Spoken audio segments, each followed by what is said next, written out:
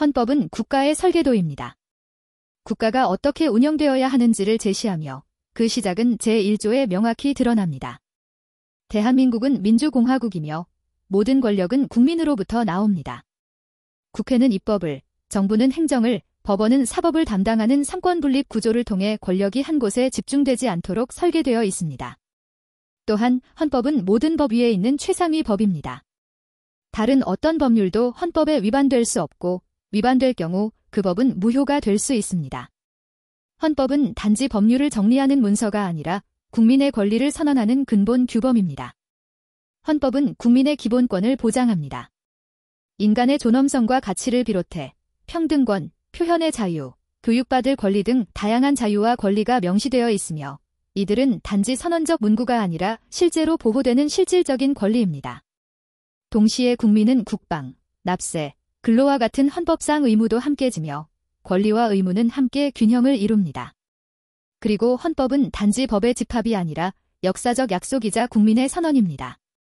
헌법 전문은 3.1운동의 법통과 4.19 민주이념을 계승한다고 명시하며 과거의 억압과 불의를 극복하고 자유와 민주주의를 지키겠다는 국민 전체의 의지를 담고 있습니다. 헌법은 시대의 흐름에 따라 개정되며 국민과 함께 발전해온 살아있는 문서입니다. 대한민국 헌법은 국가의 정체성과 운영 원리, 국민의 권리, 국가기관의 구조, 그리고 헌법의 수호 절차를 담은 국가의 최고 규범입니다. 헌법은 크게 4가지 구조로 나누어 설명할 수 있습니다. 첫째, 헌법 총강은 헌법이란 무엇인가를 다룹니다. 이 부분은 헌법의 개념, 기본 원리, 법적 효력, 그리고 개정 절차를 규정하며 헌법이 왜 존재하는지, 어떤 가치 위에 세워졌는지를 보여줍니다. 헌법의 최고법 규성, 국민주권, 권력분립, 법치국가의 원리가 이곳에 담겨 있습니다. 둘째, 기본권론은 국민의 권리를 어떻게 보장할까에 대한 답을 제시합니다. 인간의 존엄과 가치, 자유와 평등, 사회권 등 국민의 기본적 권리를 선언하며 행복추구권, 표현의 자유, 평등권 등의 구체적 권리와 함께 이 권리가 제한될 수 있는 요건과 원칙도 규정합니다. 특히 과잉금지 원칙, 국가의 기본 의무 등은 기본권 보호의 기준이 됩니다. 셋째, 통치구조론은 나라를 어떻게 운영할 것인가에 관한 내용입니다. 입법, 행정, 사법의 국가기관이 어떻게 구성되고 어떤 권한을 갖는지를 규정합니다. 국회의 입법권, 대통령과 행정부의 집행권, 법원의 독립성과 재판권, 그리고 국민의 참여를 보장하는 선거제도가 포함됩니다. 이는 권력분립 원리에 따라 국가 권한이 균형 있게 운영되도록 하는 구조입니다. 넷째, 헌법재판론은 헌법을 누가 어떻게 지킬 것인가에 관한 부분입니다.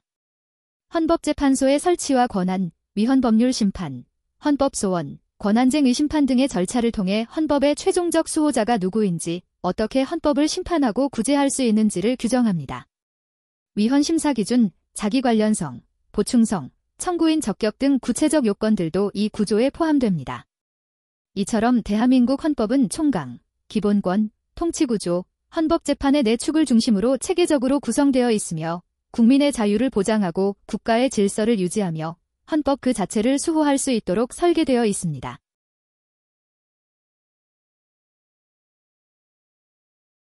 11번 문제입니다.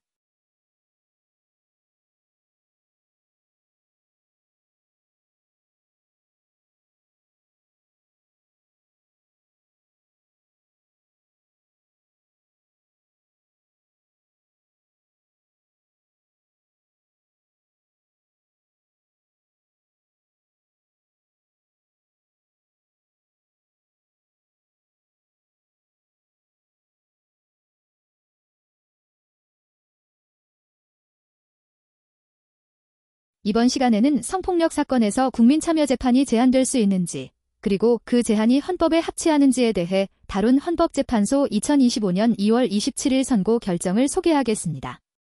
이 사건은 성폭력범죄 피고인의 국민참여재판 신청이 성폭력범죄 피해자가 국민참여재판을 원하지 아니하는 경우 법원이 국민참여재판 배제 결정을 할 수 있도록 규정한 그 법률 조항이 헌법에 위반되는지를 판단한 사건입니다. 청구인은 아동 청소년의 성보호에 관한 법률 위반, 강간, 혐의로 기소되어 재판을 받던 중 국민참여재판을 원한다는 의사를 밝혔습니다. 그러나 법원은 피해자가 국민참여재판을 원하지 않는다는 이유로 이를 배제하였고 청구인의 즉시 항고도 기각되었습니다. 이에 청구인은 국민의 형사재판 참여에 관한 법률 제9조 제1항 제3호가 위헌이라며 헌법소원을 청구하였습니다. 청구인은 해당 조항이 다음의 헌법 원칙들을 침해한다고 주장했습니다. 해당 조항이 과잉금지 원칙에 반하고 성폭력 사건 피고인만 불이익을 받는 것은 평등원칙 위배, 재판을 받을 권리 무죄 추정 원칙 등 헌법상 기본권을 침해한다는 주장이었습니다. 이 사건의 심판 대상은 국민의 형사재판 참여에 관한 법률 제9조 제1항 제3호입니다. 이 조항은 성폭력범죄의 피해자나 그 법정 대리인이 국민참여재판을 원하지 않는 경우 법원이 이를 배제할 수 있도록 한 규정입니다. 헌법재판소는 다음과 같은 이유로 해당 조항은 합헌이라고 판단했습니다. 헌법재판소는 첫째, 성폭력범죄는 일반 범죄와 달리 피해자의 2차 피해 우려가 크기 때문에 피해자의 의사를 반영하여 국민참여재판을 배제할 수 있도록 한 것은 평등원칙에 위반되지 않는 합리적인 차별이라고 판단하였고, 둘째, 피고인에게 국민참여재판 배제 사유를 충분히 고지하고 의견을 제출할 기회를 제공하였으므로 적법 절차에도 위반되지 않는다고 보았으며, 셋째, 별도로 헌법소원에 참가를 신청한 제3자의 경우에는 청구기간을 지키지 않았고 사건과 관련성도 없어 참가 신청은 부적법하다고 보아 각하 결정하였습니다. 결론적으로 헌법재판소는 국민참여재판 배제 사유를 규정한 조항이 헌법에 위반되지 않는다고 판단하였으며 청구인의 헌법소원은 기각되었습니다. 이번 결정을 통해 헌법재판소는 성폭력범죄 피해자의 보호와 피고인의 재판 청구권 사이의 균형에 대해 명확한 기준을 제시한 것으로 평가됩니다.